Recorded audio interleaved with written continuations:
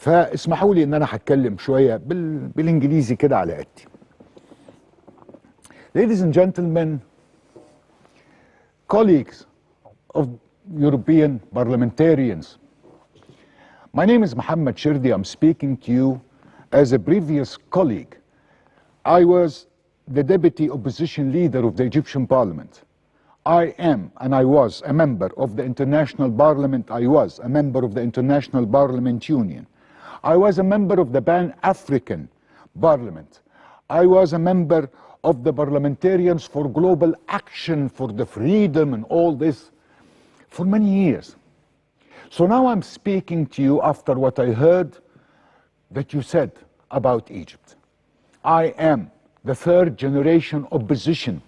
Third generation, which means my grandfather, my father, and me. And I was in the parliament maybe long before many of you have even thought of running in the elections in your country and becoming parliamentarians. I will try my best to speak to you according to the code of ethics which we have in the Egyptian TV. I'm not speaking to you right now as a host of a TV show. No, I'm speaking to you as a colleague, as an ex-colleague. I'm speaking to you as an ex-parliamentarian. I'm speaking to you as an Egyptian concerned politician who has to answer and to whatever you have said today. You're speaking to us, and again, my code of ethics actually prevents me of using certain language, which I think is much fit to answer what you said today. But I would still remain within our code of ethics. Let me pick up with the word hypocrisy. You all understand what's the word hypocrisy. Good. Hypocrisy, my friends and my colleagues, is what happens in a lot of places, and then you look at one certain place and you forget about all the others. Hypocrisy is when you don't speak about what happens to the Turkish immigrants in Germany. Hypocrisy is when you turn a blind eye to what happens to the Moroccans and the Algerians. Hypocrisy is when you don't speak about the laws preventing a lot of freedoms in your countries because of national security, but you come and speak about us and about our country. This is hypocrisy. Hypocrisy is when you discuss all this and say that you take care of freedom of speech and political people or politicians who are being jailed everywhere in our country by the tens of thousands. By the way, we don't have enough cells for tens of thousands of people. Nobody does. So I would rather that you go back to the numbers that you are announcing like this with no knowledge whatsoever, except for a couple of ears or a couple of words that you've heard somewhere. If you have documents, bring them out. If you have names, bring them out. Say the names, say the documents, show us all this.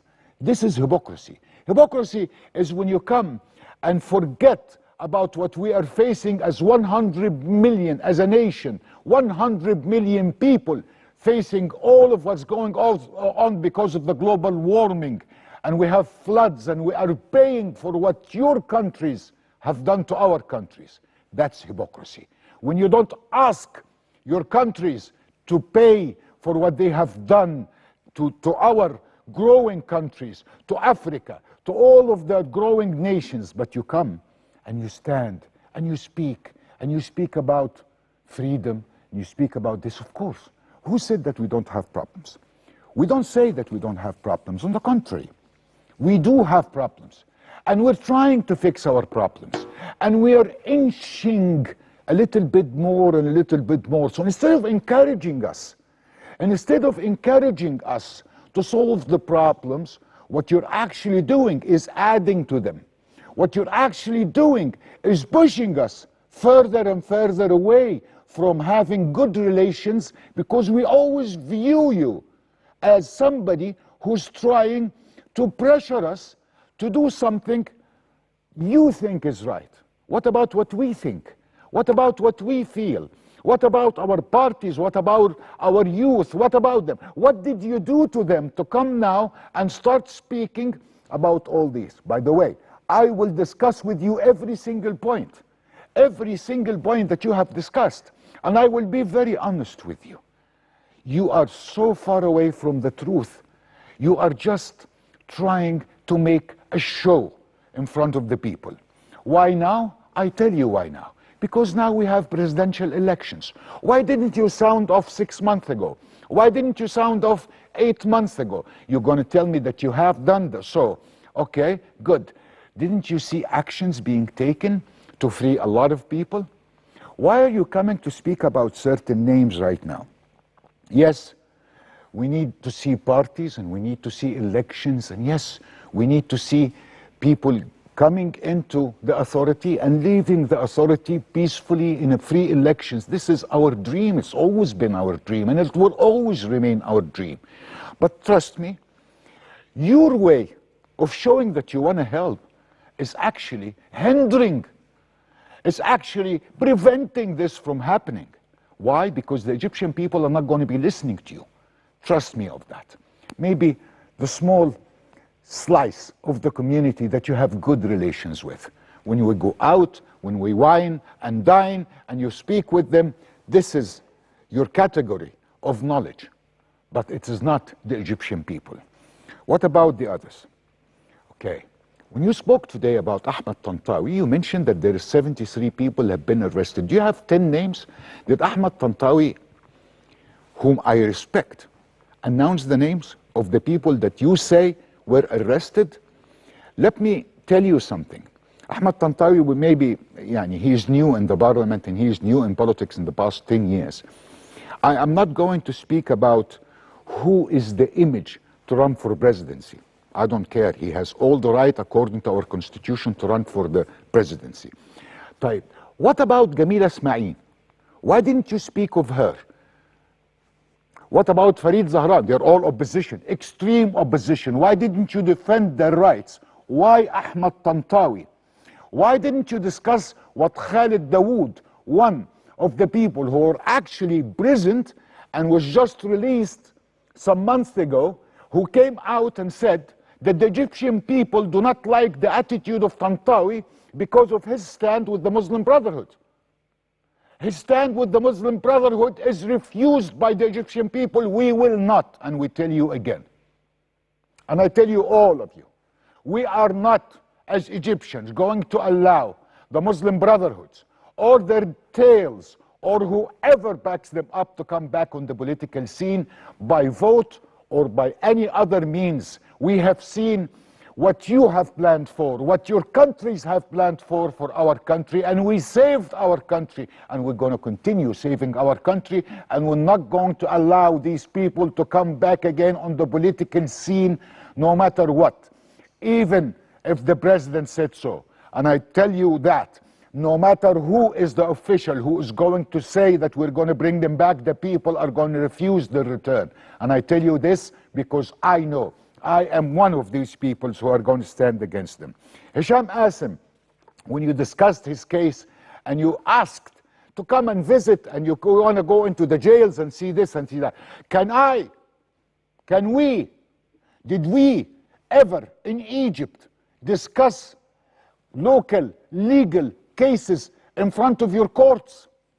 Did we say that we would need to do this or need this and you must do that?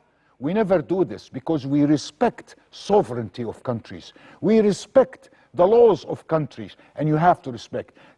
Do you know Hisham Asim's case? Hisham Asim's case is actually against, or was raised from Kamal Abu Aita, who is one of the extreme left-wing opposition leaders of this country, a very respected man. He went to the court against Hisham Asim. And we tried, us, the liberals, we tried to make things meet between both of them, and Kamal Abu Aita would never give away or say no, and he still wanted the courts to look into his case. So it has nothing to do with the government itself. Who else? Ala Abdel Fattah. I tell you and I ask you something. What about your countries? What about a legal case in your country proven that somebody is asking the people to kill your officers and kill the army? I know Ala. I love Ala. My heart goes with Ala. But again, there are certain things that we need to discuss in context. You're taking them totally out of context. Did you monitor the Egyptian reaction? I hope that you monitored the Egyptian reactions to what you did, because it took us back many years in our relationships that we're trying to rebuild and have good relationships with all countries. Because why? I tell you why. Egyptians are very resilient and very emotional. They don't like it that you are trying to make me live the way you see me or you see I should live. We are not going to live our lives the way you see fit for us. We're going to live our lives the way we see fit for ourselves. And yes, again, and I tell you, we have a lot of problems. We have a lot of negative things. We have a lot of issues. But I tell you, we're building for the future.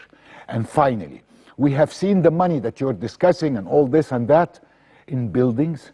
We have seen it in factories. We have seen it in villages that have never been before at all touched by development, but now they are. Where were you when we as opposition were asking you and asking all of Europe and asking everybody in the international parliament and here and there, help us, help us? And you never did.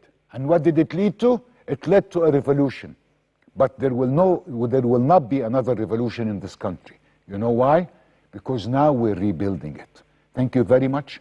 I am sorry that I had to tell you this, and I hope that I was in context, because I didn't want to use my local language from Port Said to answer to all what you have done today. أنا يا جماعة الحقيقة اتكلمت معاهم في كل حاجة هم اتكلموا فيها، وقلت لهم بكل بساطة إن لما تتكلموا على النفاق والهيبوكراسي، لا، النفاق إن أنت ناسي ان انت عندك اتراك بيتعاملوا في المانيا وحش. النفاق ان انت ناسي ان انت المغاربه والجزائريين بيتعاملوا ازاي. هو ده النفاق. النفاق ان انت سايب حكوماتك واحنا ك100 مليون بني ادم بنعاني هنا بسبب المناخ والتغيرات المناخيه، وجاي تتكلم في الفريدم والحريات ومين مسجون ومين مش مسجون. قلت لهم طيب لما انتوا جايين تتكلموا اشمعنى بتتكلموا على طنطاوي؟ اخبار جميله اسماعيل ايه وفريد زكريا؟ ما هم دول معارضه. اخبار المرشحين الناس التانيه ايه؟ ما هم دول معارضه. كويس. واخبار انا اسف فريد زهران ايه؟ ما هو فريد زهران مرشح من نفس التكتل اللي رفض ان هو، او مش رفضش، انما هو قال لا انا مش هرشح محمد طنطاوي، انا اللي هترشح عن نفس هذا التكتل. ما هو الليبراليين يا جماعه مجموعه واحده، وجميله اسماعيل بتستعد ومرشح محتمل للانتخابات الرئاسيه. فقلت لهم اشمعنى ده بس اللي انتم مركزين معاه؟ انتم ما سمعتوش خالد داوود المتحدث باسمهم قال ايه؟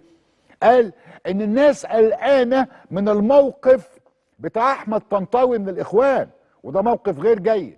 اذا احنا امام ان البرلمان الاوروبي بيدعم طنطاوي بس وسايب كل دول. اشمعنى احمد طنطاوي؟ اشمعنى طنطاوي؟ خاصة وان انا عارف ان طنطاوي، يعني انا اعرف طنطاوي يا جماعة، ما احنا سياسيين بقالنا 30 40 سنة يا اخوانا، ما هو ما في حدش هيطلع يتكلم. ورغم ذلك انا قلت لهم ان احنا بنحترم حقه في الدستور تماما. طب بيطلع يقول لنا اسماء ال70 واحد او ال73 واحد اللي تم اعتقالهم، يقول اسمائهم ليه؟ علشان ناخدها كده كورقه ونروح بيها للجهات القضائيه ونقول لهم تعالوا هنا فين الناس دي. ثم تحدثت معاهم وقلت لهم ومسكتوها حاجه حاجه كده ان القضيه اساسا بتاعت هشام هي مع كمال ابو عيطه. كمال ابو عيطه ده انتوا بتتكلموا على قياده يساريه جامده جدا جدا في مصر. طبعا حضراتكم عارفين ان هشام قاسم يميني.